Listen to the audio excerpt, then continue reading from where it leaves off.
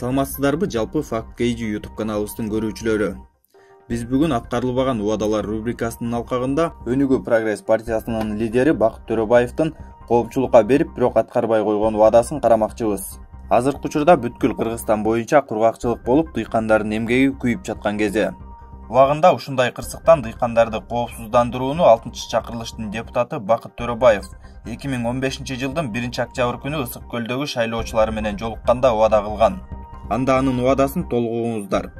Биз фермерлерди кургакчылыктан, жаан-чачын, өндүрдөн, селден, үшүктөн жана баалардын өйдө төмөн болуусунан мамлекеттик коопсуздандыруу законун сунуштайбыз.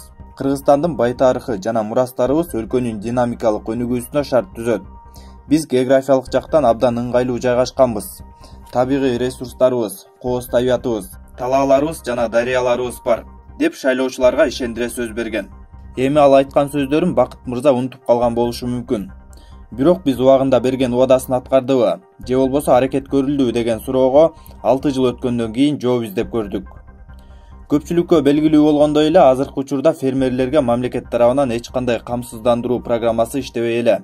Мындан 6 жыл мурун Бакыт Төрөбаев убада кылганда дыйкандар өз араласын кандай сүйрөп жаткан болсо, ушул күндө деле ошол бойдон.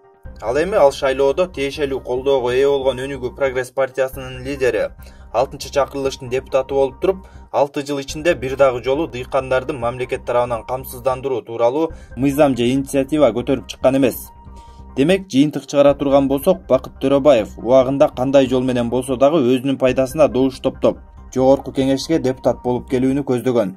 Дыйкандарга берген убадасы Бакыт Төрөбаевдин жөн гана куру сөзү десек туура болот.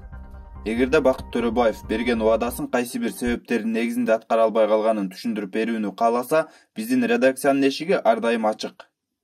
Маалыматтар Политмер сайтынан алынды.